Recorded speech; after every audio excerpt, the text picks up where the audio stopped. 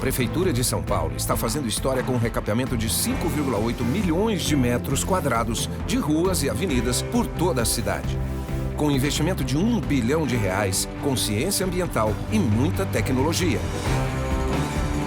Gerando mais de 1.600 novos empregos e mais segurança na mobilidade urbana. Acesse prefeitura.sp.gov.br/recap e planeje o seu caminho. Prefeitura de São Paulo.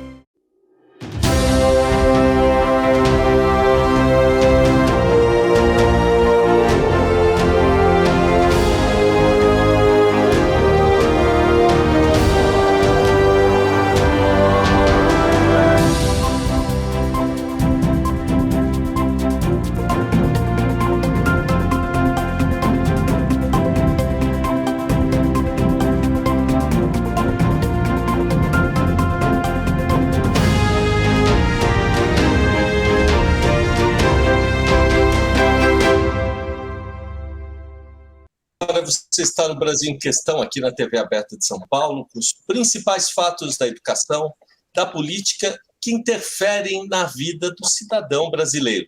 E, segundo a legislação eleitoral vigente, a TV Aberta de São Paulo convidou todos os candidatos ao Senado pelo Estado de São Paulo para exporem suas propostas. E hoje recebemos com muita honra o astronauta Marcos Pontes. Raul. Marcos Pontes é engenheiro aeronáutico formado pelo Instituto Tecnológico de Aeronáutica, o ITA, né? E mestre em engenharia de sistemas pela Naval Postgraduate School da Califórnia, nos Estados Unidos. É piloto de teste de aviões com mais de 2.000 horas de voo em 25 tipos de aeronaves, inclusive os F-15, o Eagle F-16, os Falcon, os Hornet F-18, MiG-29, né? Marcos Pontes também é o primeiro brasileiro, na história do país e sul-americano a ir ao espaço, né? Primeiro astronauta de língua portuguesa. E o ministro Marcos Pontes também, né, foi ministro de tecnologia do governo Bolsonaro.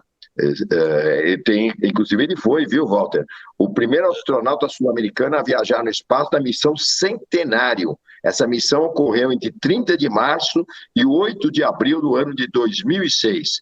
De 2011 a 2018, foi embaixador da ONU para o Desenvolvimento Industrial Unido e, além de tudo, é natural da nossa querida cidade de Bauru, no interior de São Paulo. É um negócio que todo brasileiro, acho que todo menino ou menina, né, Raul? Todo menino ou menina queria ser astronauta, poxa, não é um negócio que... E outra coisa, são 40 aviões, é isso, Marcos? 40 aviões que você pilotou? Não, foram 25 tipos diferentes, 25 tipos de aeronaves diferentes, incluindo aí desde avião pequeno, vamos dizer assim, um Irapuru, T-23, até aviões de caça como o MiG-29 russo, como o F-18, que está aí agora nesse Maverick, nesse filme aí, o F-18, eu voei aquele avião também, né? E até avião grande, né? tipo Boeing, tipo Hércules, etc. Poxa vida. Raul, deixa eu dizer... Bom, é uma honra receber, porque é um ídolo nosso nacional, né? Independente de qualquer coisa, é uma pessoa simpaticíssima. E eu tive a sorte de entrevistá-lo 3 vezes. Uma delas foi no gabinete, quando ele estava ministro, né? E ele me contou sobre um pouco da vida dele. É filho do Virgílio e da dona Zuleika, né? Viveu na periferia de Bauru, começou a trabalhar lá nos 14 anos de idade, como eletricista e aprendiz lá na rede ferroviária, que eu também trabalhei na rede ferroviária. Olha, é um exemplo. E saiu do interior para fazer o que quase impossível do que acontecia, que é vir para São Paulo e ganhar vida, né? Fazer as coisas, virar astronauta. Olha, deixa eu fazer essa primeira pergunta. Qual foi a importância da tua família em tudo isso, Marcos? Olha, antes de mais nada, Walter, Raul, eu gostaria de agradecer muito por essa oportunidade, né, poder falar aqui, apresentar ideias, etc. Eu comecei, como falou, lá em Bauru, na periferia. eu gosto de falar disso porque às vezes você vê tantos jovens no Brasil que falam assim, eu não vou conseguir. E olha que a pressão negativa em cima desses jovens que vivem nessas condições é tão grande, e isso é muito triste, que a gente precisa dizer para essa garotada que é possível resolver as coisas, é possível você ter sucesso e tal. E a família teve uma importância gigantesca para mim, né? Você vê, naquela época lá, eu trabalhando na rede ferroviária, pensando em ser piloto, né? 14, 15 anos, novinho ainda ali, na batalha, estudava com luz de manutenção dentro da locomotiva, né? Aqueles livros cheios de graxa.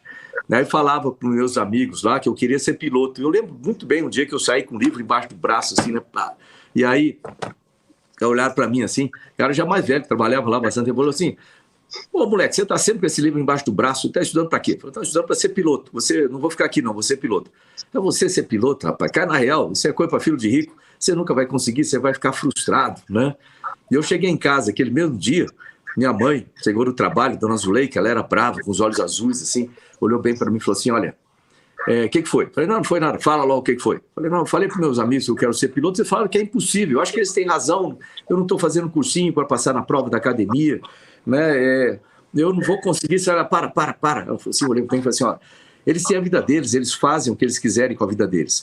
Você tem a sua vida, e eu te digo mais, você pode ser tudo o que você quiser na vida, desde que você estude, trabalhe, persista e sempre faça mais do que esperam de você.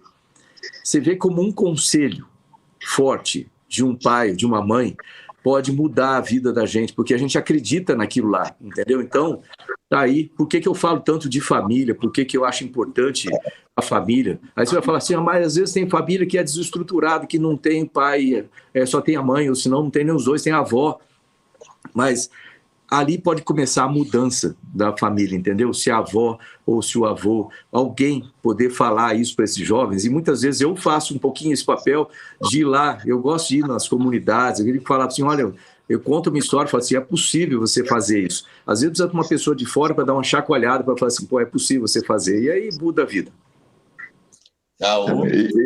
Não, sabe o que acontece? O senhor falou uma coisa muito importante, ministro, porque a família é o berço de tudo, né? Eu venho da família Jafé, que é uma família que veio de imigrantes libaneses ali nos anos 1887.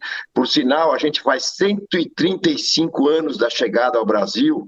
E ainda em outubro nós vamos fazer uma belíssima festa de família com mais de 500 membros. A gente faz a cada 5 anos uma festa muito bonita, reúne toda a família, primos e tal. Porque, como o senhor falou, a importância da família na vida do cidadão é tudo. A mãe, o pai, o tio, o avô, a avó. E isso faz realmente a diferença. Não interessa se você tenha nascido pobre, se você tenha nascido nas piores condições. Hoje, eu digo sempre que o Brasil de hoje, os grandes nomes, inclusive grandes fortunas brasileiras hoje, eram pessoas muito pobres ali há 40, 50, 70 anos atrás, né? Então, o Brasil ele oferece essas oportunidades para que aquele que se esforça, que luta, que briga, né? Claro, nem todos terão a sua capacidade.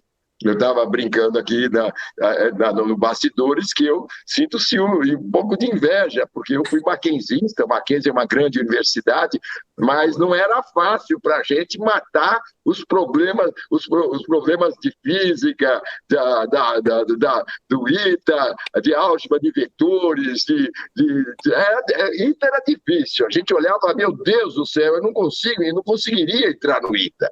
Então a gente respeita muito quem tem essa formação maravilhosa. E quando alguém fala, mas será que o pessoal das Forças Armadas consegue? Eu falei, meu querido, quem é formado no ITA, não precisa fazer mais nada, pelo amor de Deus, a capacidade está aí, né? Então a gente tem essa admiração profunda, porque toda a sua história foi baseada em muito esforço, muita luta, muita determinação, mas também com a dose de capacidade e inteligência que, graças a Deus, o senhor foi provido. Então, isso é mais que motivo de admiração da nossa parte pelo astronauta Marcos Pontes e que depois chegou a ministro, né? E aí que nós vamos falar um pouquinho da sua atuação como ministro. Obrigado. Realmente, olha, eu vejo assim, né? todo jovem tem talento. Eu costumo falar muito com adolescente, eu costumo falar muito com jovens ali da pré-adolescência também, e é uma época complexa na vida, né? Que eu estou meio em dúvida ali de o que eu vou fazer, será que eu consigo fazer? Né? E tem várias pressões, mudanças hormonais também nessa época.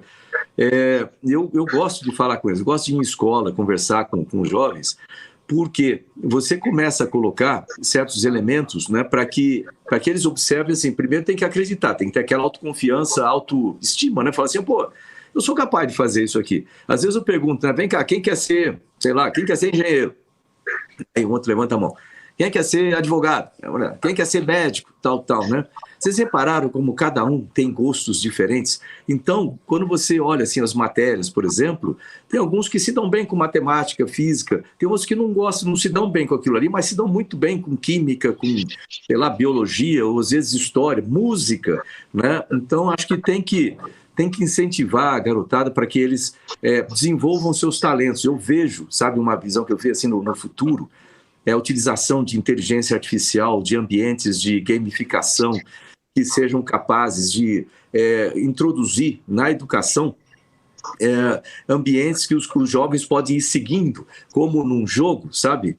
Virtualmente eles podem ir seguindo e isso aí, o próprio sistema vai determinando quais são as fortitudes, quais são as fraquezas, onde que precisa ser reforçado e vai colocando para subir, como um jogo. Eles gostam disso aí, a garotada adora essa coisa, mas aí esse sistema vai trazendo para que eles tenham o conhecimento, desenvolvendo as competências em termos de conhecimento, né, adequados na direção dos seus talentos, cumpra o mínimo, vamos dizer assim, nas outras, porque no mínimo você tem que saber falar bem português, tem que entender bem da língua, tem que entender bem de matemática e etc. Mas depois você começa essa base, depois você começa a diversificar de acordo com o talento da pessoa. Pô, e olha, você pode, dessa forma, intensificando os talentos, você pode ter aí, né, muitos profissionais com extrema competência sendo incentivados por uma educação mais individualizada, vamos chamar assim. Inclusive, eu faço... Walter ia perguntar, né, Walter? Vai você, depois eu vou de embalo. Vai, porque depois eu vou... Em duas perguntas, eu queria falar dessa questão da educação, mas só para dizer o seguinte... Quem não queria ser astronauta, né? Todo mundo queria ser, todo mundo. E é um imaginário que um brasileiro conseguiu, né, Raul? Chegou lá, né? Quer dizer, toda criança quer ser astronauta, né? Toda menina agora, todo menino, né? Enfim, Raul, pode continuar, depois eu entro. Não, agora eu queria chegar um pouquinho no Ministério de Tecnologia aqui, né, do ministro Marcos Pontes, porque a gente sabe que a tecnologia, a escola avançada, tudo isso, nós vamos incentivar pesquisas, né? Logicamente, nem todos terão a dotação para ser um pesquisador, para trabalhar, mas muito se reclama, ministro, que há poucas verbas destinadas para o Ministério de Pesquisa e Tecnologia. O senhor mesmo acabou de falar conosco nos bastidores que a minha escola, o Mackenzie, né, hoje está desenvolvendo um núcleo de grafeno. E o presidente Bolsonaro falou muito no grafeno. Aliás, nós temos riquezas aí que nós nem sabemos direito, né? Não chegam para nós. Eu acho que até a época do Enéas, né? Ninguém sabia o que era o nióbio, né? Eu mesmo nunca tinha ouvido falar de nióbio. Hoje o presidente levou a história do grafeno. Então nós temos riquezas assim, coisa de pesquisa. Agora, como é que estão nossos campos de pesquisa para que a gente explore todas essas reservas maravilhosas que o Brasil possui? Olha, Raul, aliás, a época vamos dizer assim, das má gestão no Ministério de Ciência, Tecnologia e Inovação, isso aí está no passado. Agora a gente tem, só para falar, então, deixa eu começar com um pouquinho o tema que também está dentro da tecnologia, né, para aqueles que querem, né, como o Walter falou, o pessoal os garotos que querem ser garotos e garotos que querem ser astronautas, agora isso está muito mais próximo, né, está muito, muito mais próximo. Obviamente isso é minha área, então eu dei um empurrão gigantesco no Programa Espacial Brasileiro, né? O problema é o seguinte, muita gente não sabe porque não é divulgado pela imprensa, mas aqueles que são mais interessados, que olham lá dentro, eles veem essa mudança muito claramente, aqueles que entendem, né, que são do setor principalmente. Então, no setor de programa espacial, eu coloquei o Brasil, por exemplo, lá eu sempre trabalho de forma estruturada. Então, você tem que fazer a base na parte de educação, formar jovens, motivar jovens para as carreiras do programa espacial, né? Você tem que colocar estruturas para que empresas sejam desenvolvidas e estruturadas nisso aqui, colocar as estruturas de pesquisas básicas para o setor, né? Colocar a estrutura para pesquisa avançada, conectar com as empresas, arrumar o financiamento e, né, no final, colocar o Brasil na fronteira. Então, eu assinei lá com a NASA e com outros países o programa Artemis. Então, o Brasil hoje é um dos países que fazem parte desse programa que está na fronteira da exploração espacial, com o retorno à Lua a partir de 2025, né, com a ida a Marte a partir de 2035, com a estação Gateway ao redor da Lua. O ITA já está desenvolvendo um satélite que vai ficar em órbita da Lua, né? A gente já está trabalhando, no Ministério, agora eles estão lá trabalhando, né, num rover que vai ser feito pelo Brasil. A gente já vai colocar junto com as universidades, com os centros de pesquisas. Esse rover vai poder ter diferentes equipamentos acoplados, então vai ser tipo um multiusuário para explorar a superfície da Lua, né, e outros subsistemas que podem ser criados, né, por empresas, startups brasileiras, universidades. Ou seja, o Brasil vai ganhar muito isso olhando lá na fronteira. Então, você reparou que você tem que criar motivação, criar estrutura e criar um escoamento, demanda para aquilo lá, né? Então, a gente fez isso no programa espacial, deu um avanço gigantesco no programa. Hoje, o Centro Espacial de Alcântara é um centro comercial, vai poder gerar de 3 a 3,5 bilhões de dólares por ano, né? Isso foi graças à aprovação do Acordo de Salvaguardas Tecnológicas, que estava parado lá há 20 anos no Congresso. Então, tudo isso foi feito. E o orçamento é um problema, vamos dizer assim, que é equacionado dentro do setor. De certa forma, a gente revolucionou, mudou o paradigma de financiamento da ciência no Brasil, porque antigamente até a minha gestão, só tinha uma fonte de orçamento do Ministério, que era o orçamento da União, aquele que é acotovelado por todos os ministérios ali, junto com o Ministério da Economia. E quando entra uma pandemia, por exemplo, todo mundo cai o financiamento e a gente fica numa situação muito ruim. Para não ficar nessa dependência só, gestão, você tem que procurar alternativas em sistemas críticos, né? Então, eu busquei outras fontes de financiamento. Hoje a gente tem 3 fontes. Tem o financiamento normal, que é o orçamento da União, que na parte discricionária, eu comecei lá com 3,7 bi.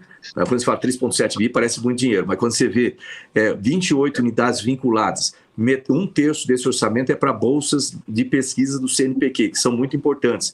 Então, você vê que vai tudo apertando. Eu nunca cortei nenhuma bolsa, eu nunca deixei de pagar a bolsa, nunca atrasei bolsa do CNPq, mas Deus sabe a dificuldade para fazer isso, né? E ainda ter orçamento para manter as unidades com certos contingenciamentos que aconteceram no caminho. Então, esse orçamento da União ele é sempre sujeito a essas coisas, contingenciamento, o Congresso corta, o Congresso transfere.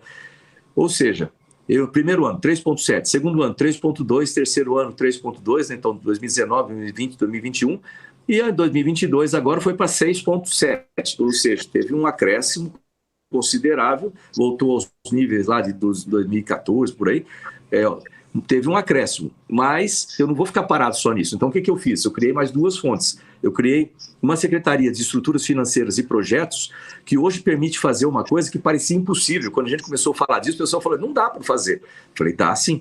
A gente foi lá com o TCU, aliás, tem que elogiar o TCU, o Tribunal de Contas da União. O pessoal às vezes vê só a parte da correção, quando eles estão atrás ali, mas eles ajudam e muito. Então, trabalharam junto com a gente, com essa secretaria. Com isso, hoje o Ministério pode receber recursos do setor privado para projetos, projetos de unidades de pesquisas, por exemplo. Tem unidades como o Instituto Nacional do Semiárido, que tem um orçamento X e hoje já consegue receber para projetos cerca de 5x aqui, entendeu? Olha a diferença, isso é um paradigma quebrado aí no financiamento da ciência. Então, antigamente, aquele dinheiro da União era usado para custeio, né, pagar água, prédio, etc., e para o projeto. Então, não dá para fazer projeto, porque o orçamento era baixo. Agora, não, esse dinheiro é só para custeio e os projetos vêm de orçamento externo.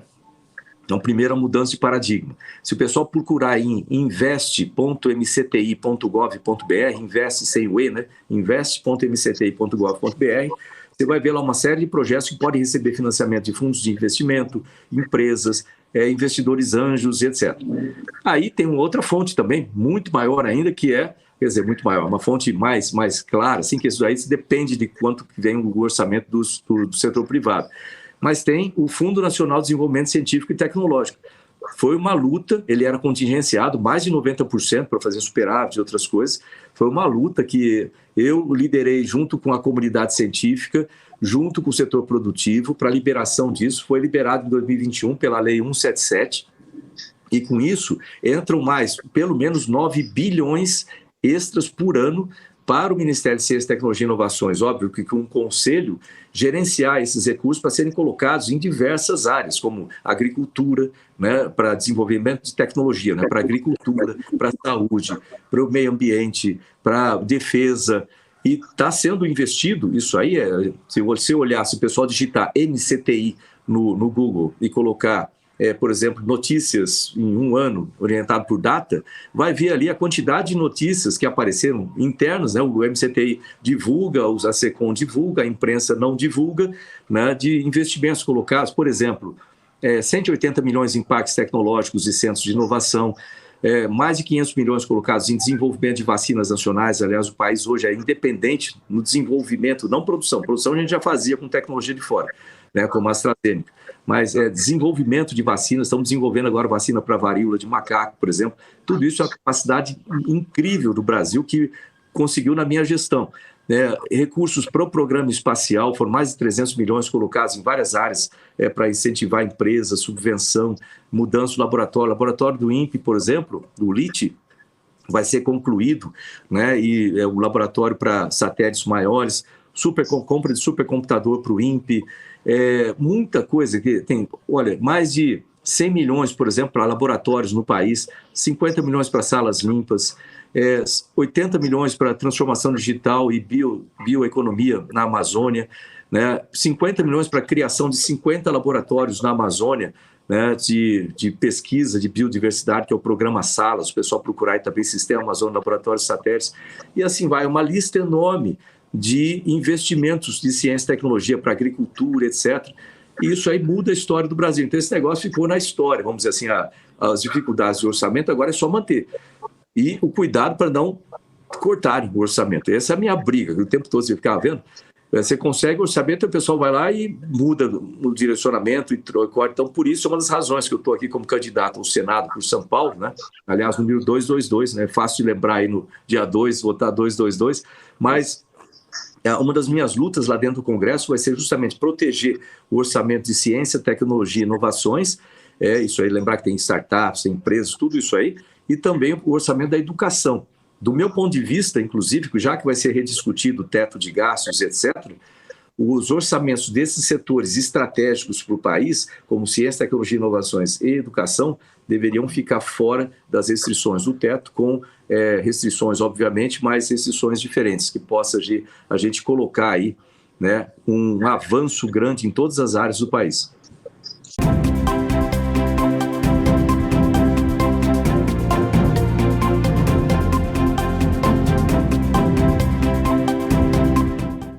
Agora é a hora de crianças de 3 e 4 anos serem vacinadas contra a Covid-19. Pais ou responsáveis, levem suas crianças ao posto de vacinação. Fique atento. Agora, todas as crianças de 3 a 11 anos podem tomar a primeira dose da vacina contra a Covid-19. Maiores de 18 anos, tomem a 4ª dose. E adolescentes de 12 a 17 anos, tomem a dose adicional. São Paulo, capital mundial da vacina.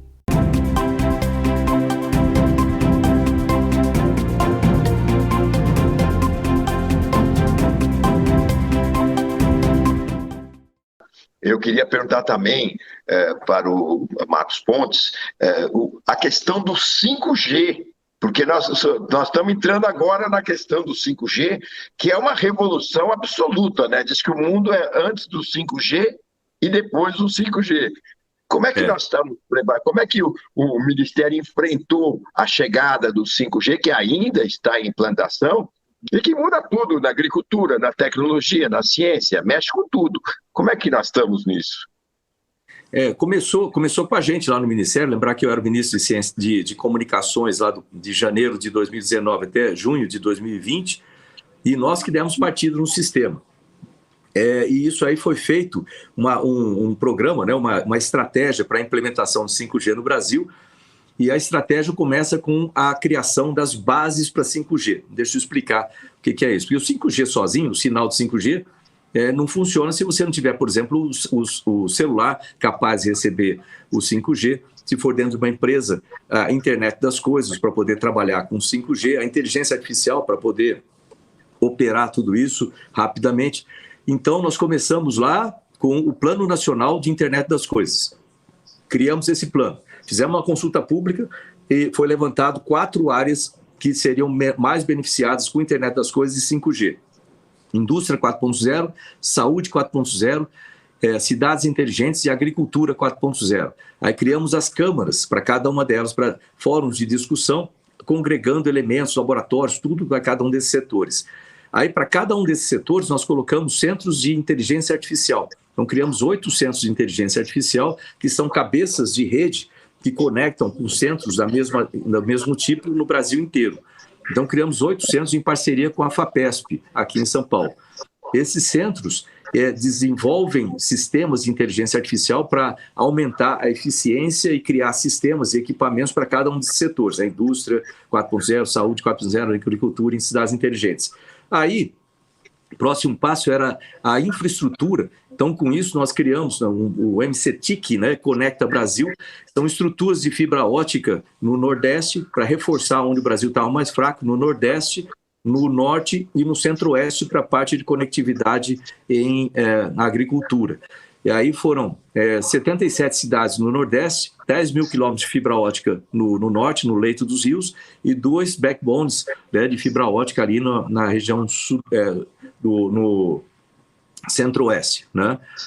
E aí, com todo o recurso, já conseguiu. O recurso veio do 4G, da TV digital, sobras que a gente colocou já com 600 milhões para tudo isso ser feito, e já está, né, muito avançado, ser feito pela RNP. Com isso aí, você melhora a conectividade. Ajustamos também o SGDC, o satélite, para poder levar sinal de internet onde não tinha. O satélite estava parado, vamos dizer, estava lá no espaço, sem uso, durante 2 anos, consumindo R$800 mil por dia, né, de custo de controle e custo de vida útil, sem uso. Ou seja, é um absurdo. Aí, em 6 meses, eu consegui destravar isso aí com o STF, com o TCU. Quando eu entreguei ao Ministério, nós já tínhamos mais de 12 mil pontos conectados. Isso significa, entre outras coisas, mais de 2.500.000 crianças recebendo sinal de internet nas escolas remotas, rurais, etc.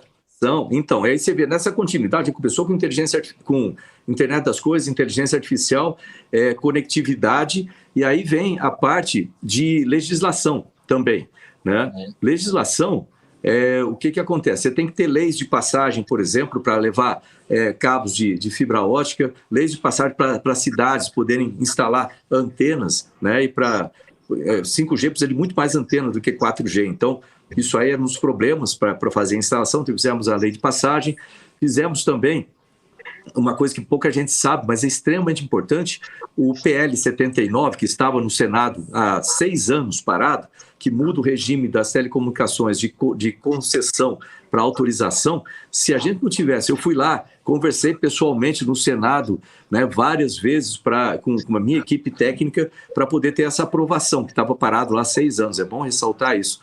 Com isso, as empresas estavam parando de investir no Brasil, as empresas de telecomunicações, ou seja, se aquilo não tivesse sido aprovado, nós não teríamos um leilão de 5G, né? E aí não teria 5G no Brasil. Então, foi através daquela coisa que nós fizemos que depois foi preparado. Nós preparamos também o leilão de 5G, quando a gente passou o Ministério, já estava todo o desenho feito com a Anatel, etc.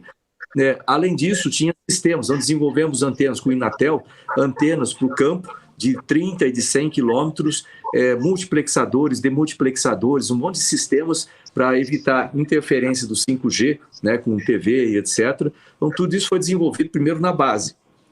Aí veio o leilão do 5G, que foi feito já depois que eu tinha passado o Ministério, e a implementação. E nesse conjunto também entra, eu criei aqui em Sorocaba, em São Paulo, o Centro de Excelência em Indústria 4.0, para poder utilizar as vantagens do 5G em tempo.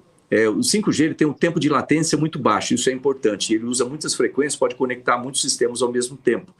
Então, para uma empresa, por ele funciona em 4 frequências, né, principais, de base. 750 MHz, essas daí utilizadas principalmente para campo, você pode ter antenas mais afastadas, mas com tempo de latência maior. Tempo de latência é o tempo que demora o sinal para sair o comando e voltar à telemetria, né? Então, para o campo não precisa de um tempo de latência muito baixo para operar as máquinas sozinhas, vamos dizer assim, sensores para ver a umidade, ver a característica do solo, transmitindo tudo isso diretamente. Tudo isso pode ser feito com 4 e com 5G.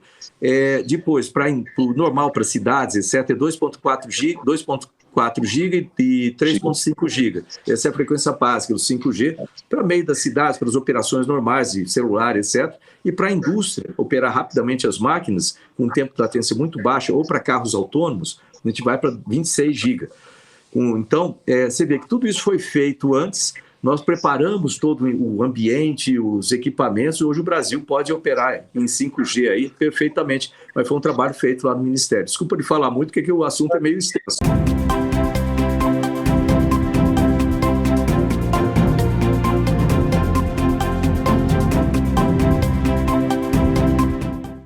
São Paulo é a capital mundial da vacina e manter sua carteira de vacinação atualizada é muito importante. Procure uma das 470 UBSs espalhadas pela cidade e vacine-se. Leve também as crianças e os idosos. A cidade está preparada para aplicar as doses contra sarampo, pólio, influenza e outras doenças. Além da Covid, é claro. A vacinação é a forma mais eficaz de se proteger.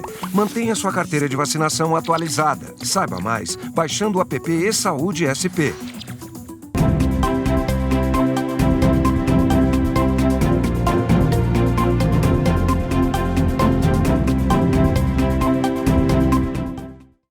Mar, a gente já entrou um pouco por que essa história de você querer sair senador, mas antes de adentrar um pouco mais, numa das entrevistas que a gente teve, você falou, um momento foi difícil, foi a questão da Covid.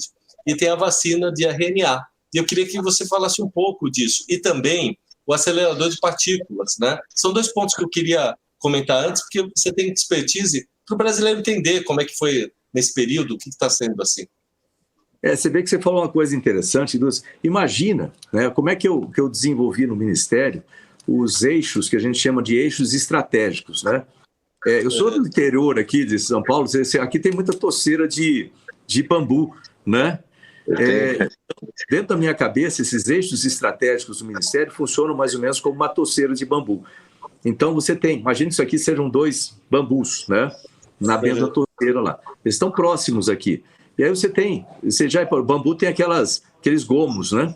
Cada gomo daquele é um incremento, né, de desenvolvimento em um certo eixo estratégico. O que a gente está falando de eixo estratégico? Por exemplo, energias renováveis no Brasil, eixo estratégico em materiais avançados, como foi falado de nióbio, né, de grafeno, terras raras, etc.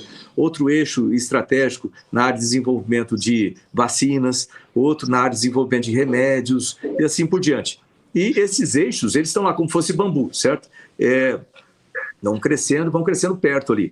E aí o bambu, o que acontece? Quando venta, o bambu dá uma balançada e de vez em quando um encosta no outro. Se você ficar perto e prestar atenção, você vai ver, escutar o barulho de um batendo no outro, roçando no outro e assim por diante. Mesma coisa, quando você tem o vento, vamos dizer assim, da situação que você tem no país, que você está passando, ou no mundo, esses eixos estratégicos, eles conversam, eles se tocam e um interfere no outro positivamente, né? Sempre essa questão. Então, falei disso para falar dos Sírios e do sistema de vacinas, porque eles se interferem. O Sírios está num eixo estratégico de desenvolvimento de materiais no Brasil, materiais avançados, por exemplo, né? E as vacinas estão no eixo estratégico de independência de vacinas. Quando começou a pandemia, eu criei o que a gente pode chamar de programa escudo no Brasil, que eu vou criar aqui em São Paulo também, o programa escudo para o estado de São Paulo, né? Lógico que eu falo, vou criar junto com o executivo, eu vou articular isso como senador para essas coisas funcionarem. E nesse programa escudo eu criei primeiro a Rede Vírus MCTI, para o pessoal procurar aí, Rede Vírus MCTI, eu criei no dia 10 de fevereiro de 2020. E isso foi graças ao meu secretário de pesquisa, Marcelo Morales, um cara sensacional. E no dia 11 de março, um mês depois, foi declarada a pandemia. Mas a gente já estava trabalhando antes. Olha só que interessante isso.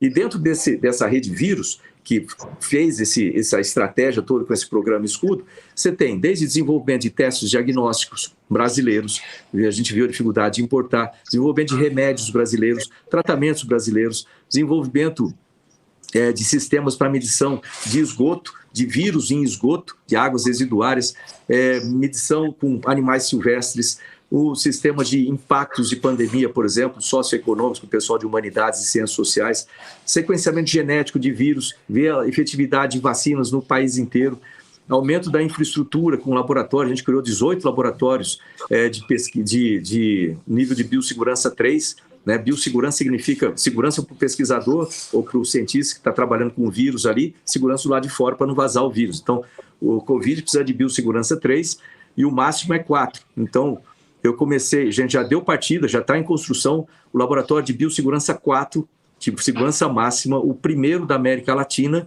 né? E o único do planeta conectado num acelerador de partículas. Né? E com isso, a gente vai acelerar muito o desenvolvimento de vacinas, porque o cientista vai trabalhar com, vamos supor, Deus o livre que a gente tenha uma pandemia que chegue tipo ebola, mas pode ter, e o Brasil tem que estar preparado, a gente não pode ficar esperando acontecer para depois fazer. Esse laboratório vai custar 1,6 bilhão, e a gente tem esse recurso, o Ministério vai pagar por causa do FNDCT, olha, as coisas vão conectando.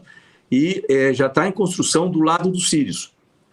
Tem cientistas internacionais querendo vir trabalhar com a gente, que essa é a única instalação do planeta capaz, né, de trabalhar com vírus de alta letalidade e ver a nível microscópio, a nível de proteína, com as linhas de luz dos Sírios, consegue ver a nível de proteína. Então, o cientista não tem que chutar, por exemplo, qual tipo de proteína eu vou trabalhar aqui, o spike ali na vacina. Não, ele vai ver aquilo lá, a operação, então ele vai direto, então ele não vai ter mais que chutar isso aí, vai construir vacinas mais rápido, remédios mais rápidos e mais eficientes. Ok, agora, no eixo de desenvolvimento de vacinas, quando começou a pandemia, eu perguntei para os cientistas, falei assim, escuta, e vacina? A gente consegue fazer aqui no Brasil? Os caras, lógico que consegue. Falei, então vamos fazer, né? Nós somos um grande produtor de vacinas, a gente já desenvolveu um monte de vacinas, eles olharam para mim, ministro, não, a gente nunca desenvolveu nenhuma vacina no Brasil. Eu, como não? A gente é os maiores produtores de vacina do planeta, a gente desenvolveu vacina aí para um monte de coisa. Ele, não, a gente nunca desenvolveu, a gente sempre usou tecnologia de fora para produzir um insumo farmacêutico aqui, mas com tecnologia de fora, tipo a AstraZeneca, tecnologia europeia, a gente faz na Fiocruz o insumo. Pô, mas a gente não é capaz de desenvolver a vacina, a fórmula da vacina? Aí, lógico, nós temos cientistas super capazes. Então, não estou entendendo. O que está acontecendo? Qual é o problema? O problema é que a gente não consegue transferir da pesquisa do laboratório para transformar isso no produto, para ir no braço da pessoa. Essa está a dificuldade. Aí eu falei, então deixa comigo. Aí a gente criou o Centro Nacional de Tecnologia de Vacinas, fica lá em Minas Gerais, investimos no desenvolvimento de 16 tecnologias de vacinas com cientistas brasileiros, vai desde vírus irradiado, proteína recombinante, até RNA de terceira geração. Isso aí converge dentro desse centro, ali eles conseguem produzir pequenos lotes de insumo para fazer testes pré-clínicos com os animais, a Anvisa trabalha junto para ter certeza que é feito com as melhores práticas de laboratório, não tem que ficar voltando atrás das coisas. Eu criei uma rede de empresas farmacêuticas para trabalhar junto também, já para transferir direto para o setor privado, ou se a gente quiser produzir na Fiocruz com dinheiro público, a gente consegue, se for interesse do governo também. E, como resultado disso, o Brasil hoje ele é independente no desenvolvimento de vacina. Isso é uma coisa histórica, é soberania nacional. Se o restante do mundo, na próxima pandemia, não quiser vender vacina para a gente vende para o mundo. Agora a gente já está desenvolvendo vacina para varíola de macaco no Brasil. Vai ter vacina para dengue, zika, chikungunya, febre amarela, malária, tudo desenvolvido no Brasil. E nós já temos essa vacina de RNA de terceira geração, sendo desenvolvida pelo professor Badaró, que é do Senai Cimatec, na Bahia. Essa vacina se chama RNA, MCTI, Cimatec HDT. E já está em fase de teste clínico, entrando na fase 2 de teste clínico. E o mais importante não é que é uma vacina só para Covid, né? É muito boa para a Covid, porque ela se aplica no braço, ela fica só no braço, não se distribui pelo corpo, produz anticorpos imunizantes a partir daqui só, ela usa uma dose muito pequena, e aí você pode colocar 5 variantes junto, ou seja, uma vacina que tem uma tendência de ser um tempo muito maior, e você não precisa ficar tomando vacina a cada 2 meses, você vai pegar um monte de variantes. É importante isso aí também para dengue. Então, essa mesma tecnologia vai ser usada para dengue, porque dengue tem 4 variantes. Olha só, tudo desenvolvido aqui no Brasil. Isso aí, assim, é puro danado da nossa ciência, dos nossos cientistas, né? Então, só para eu fiz esse apanhado inteiro para ver como as coisas se conversam, né? E como que é importante um pensamento estratégico dentro de ciência, tecnologia e inovações. Bom, agora, viu, Walter, deixa eu entrar numa pergunta complicada, porque, por exemplo, nós já vimos que o Marcos Pontes enfrentou algumas batalhas dentro para conseguir realizar essas ideias, né? Como ele falou, foi ao TCU, foi ao Supremo, foi muitas coisas para conseguir realizar. Mas agora, se eleito senador, ele vai ter uma batalha pior, porque lá dentro, desculpe a expressão, mas salvo algumas honrosas exceções, é um balaio de gatos, né? Tem gente que não está interessado no progresso do Brasil, e eu fico imaginando o entusiasmo do senador Marcos Pontes tentando convencer o Senado a aprovar isso, a aprovar aquilo, e alguém falando, não, mas pensando, o que eu vou ganhar nisso, qual que é, porque lá tem uns carnes de pescoço que Deus me livre, né? Parece que eles estão sempre eleitos, né, com uma facilidade, né? Então, como é que o senhor já está preparado para lidar, talvez até com algumas frustrações, ao ver algum, desculpa a expressão, algum boçal dizer não, ficar pensando em outras coisas num projeto tão importante para o Brasil, para São Paulo? Como é que o senhor já está preparado para lidar com isso, caso for eleito? Olha, obrigado pela pergunta, que realmente...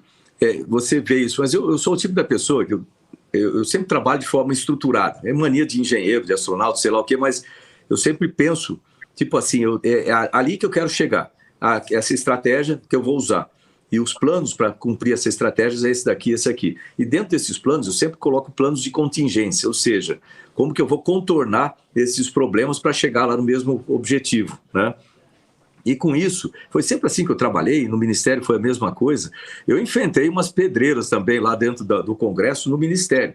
Não era só pedindo orçamento que eu ia lá, de repente o orçamento desaparece de uma hora para outra, vai para outra cidade. Então, mas também com relação a convencimento, essa parte importante. Mas aí entra a credibilidade também, que ajuda, né? Eu conheço do que eu estou falando quando eu falo, e hoje em dia...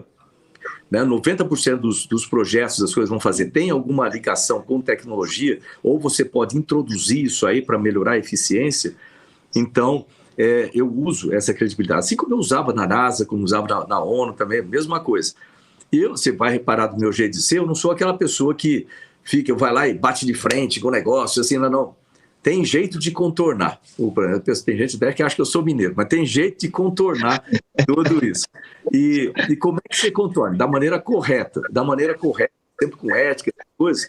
Mas imagina a água, né? Você pegar um líquido e colocar um monte de pedra na frente, é muito mais fácil você passar um líquido pelo monte de pedra do que você querer passar um metal gigantesco e tentar valer se a pedra segura, não deixa aquilo passar.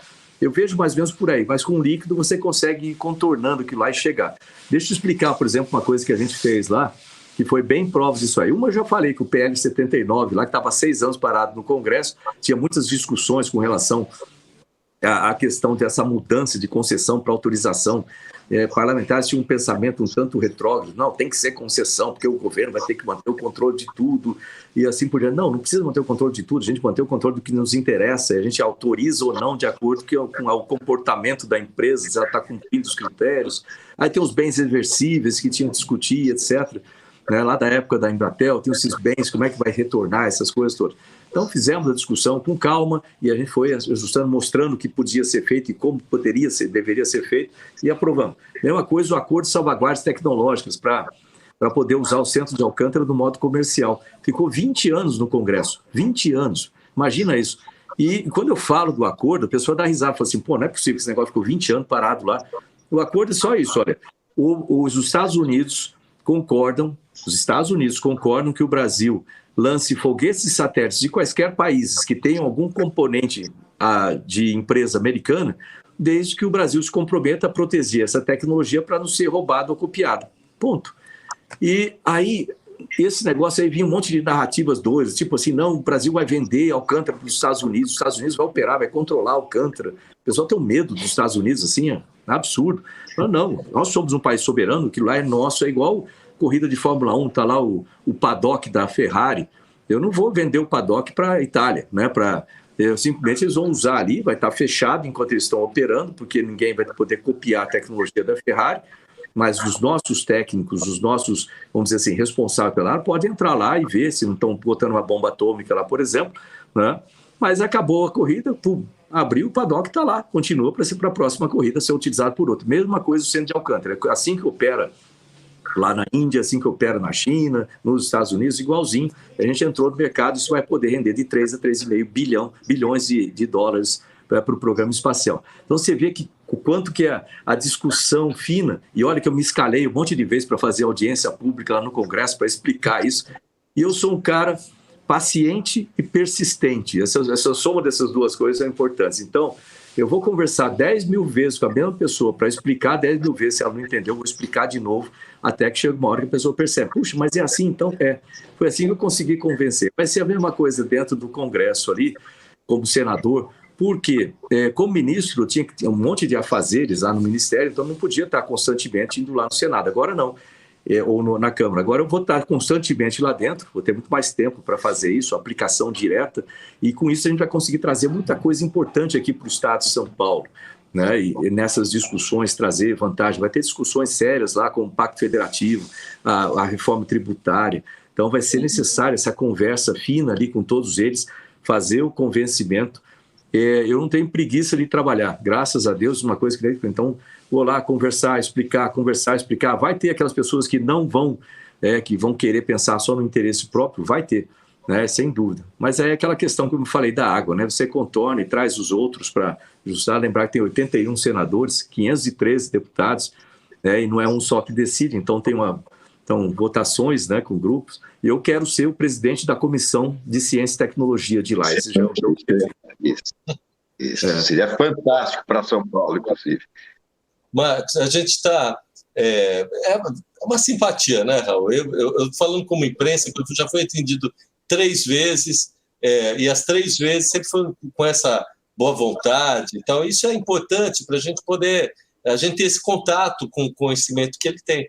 Deixa eu te dizer, a gente está chegando no final, infelizmente, e nesse finalzinho, aliás, porque a sua assessoria me deu, disse que você tinha vários compromissos, 30, eu já cedi, já estamos nos 50, mas porque o papo está bom. Mas nesse final, eu queria que você falasse com o público de São Paulo, que é quando a gente abre, para você falar por que você quer estar ao Senado. Quer dizer, é a tua abertura aí para poder falar com o público de São Paulo.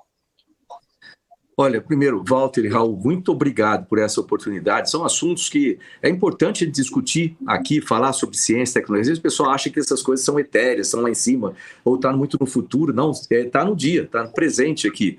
E esse meu conhecimento de ciência, tecnologia, inovações, né, no Brasil, e a credibilidade no exterior, esse conhecimento, vai agregar e muito para ter um representante de São Paulo no Congresso que entenda dessas áreas, possa discutir com um argumento próprio, que possa atrair e convencer outros parlamentares a vir junto com a gente. Nós temos aí pela frente assuntos muito importantes no Senado para tratar, por exemplo, o mandato que eu terei lá, eu estou contando com você eleito aqui, contando com o voto das pessoas, são 8 anos de mandato.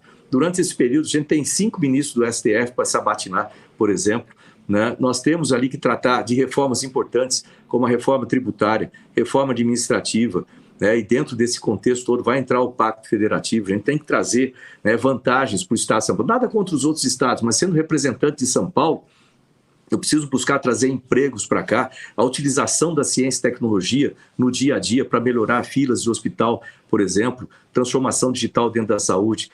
o uso de inteligência artificial e sistemas, né, disso dentro da polícia, por exemplo, ou dentro da área de segurança pública.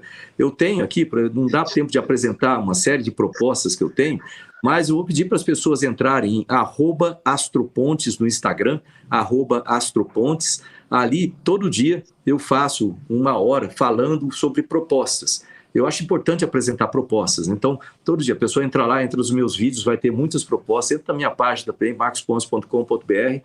E eu quero entrar no Senado, eu vou entrar no Senado Federal aqui por São Paulo, porque esse Estado merece. Esse Estado indo bem, o Brasil vai bem. A gente precisa trazer negócios, trazer empregos. É inadmissível no Estado de São Paulo ter tanta diferença social. Aqui tem que ser, vamos chamar assim, uma Califórnia do Brasil aqui, para empurrar, né, ou puxar como uma locomotiva o país inteiro. Eu tenho condições plenas de fazer isso. Eu sempre falo assim para as pessoas, tem 7 critérios para você escolher bem um candidato. Né? Aí compare as minhas qualificações e veja como se encaixa nisso. Eu sempre usei isso como eleitor, agora estou usando isso como candidato, olha só. Primeira parte, veja a história de vida do candidato. Veja se é uma história de vida inspiradora para você, veja se é uma história de vida que você gostaria para o seu filho, por exemplo. Segundo, veja a formação acadêmica. Eu sou formado no ITA, sou formado na AFA, né? Então, assim como o Tarcísio é formado no IME e na AMAN, então, se tem capacidade técnica para discutir as coisas. Né? Você faz uma lei, a lei ela só expressa um mérito da coisa, o assunto, você tem que entender do assunto, a lei é um acessório para você fazer aquilo funcionar. Ok. Veja, vamos dizer assim, o currículo. Essa pessoa já defendeu o país, eu já coloquei a minha vida, literalmente, né, pelo 60 e 200 toneladas de combustível. A minha profissão é das mais arriscadas do planeta, como piloto de combate, piloto de testes, astronauta. Então, eu sempre carreguei essa bandeira com muito orgulho na defesa do Brasil e dos brasileiros, nunca olhando para o meu umbigo. Se eu olhasse para o meu umbigo, eu não ia colocar a vida em risco pelo país. Né? Então, veja o currículo. Ver se tem competência também nesse currículo de atrair coisas do exterior. Eu posso ir lá fora discutir, assim como fiz para o Ministério de Ciência, Tecnologia e Inovações, atrair investimentos, atrair acordos internacionais importantes, porque eu tenho facilidade de ir lá conversar inglês com qualquer tipo de organização e convencê-los a trazer investimentos para cá, dizer, emprego para cá. Quarto, muito importante, veja a ficha corrida dos candidatos e dos suplentes. Quando você fala de senador, você tem que olhar sempre o candidato e o suplente. O suplente é muito importante. Veja quem são os suplentes dos candidatos também. Veja a ficha corrida. É fácil, você coloca o nome do candidato e bota investigação, ou bota o nome do candidato no Google e põe processos. Aí vai aparecer lá, você analisa se você quer ter alguém que tenha fraudes na carreira, aí, que tenha tudo isso. Ele não pode mais ter político corrupto. Então, e principalmente no Senado, que vai julgar o STF, que julga o Senado. Então, se tiver ficha suja, fica ruim. Né? Quarto, veja propostas. Então, veja aí, por exemplo, as minhas propostas estão na página, veja a proposta, analisa, né, a categoria das propostas, a lógica. Quinto, né, veja o caráter da pessoa, veja o caráter da pessoa, a índole da pessoa. Isso é fácil a gente ver ao longo da vida da pessoa, as pequenas atitudes, uma pessoa que é desleal, que uma hora está contigo, aí depois vira as costas porque é mais conveniente estar para o lado de lá. Isso é muito ruim, estabilidade, né? Estabilidade emocional.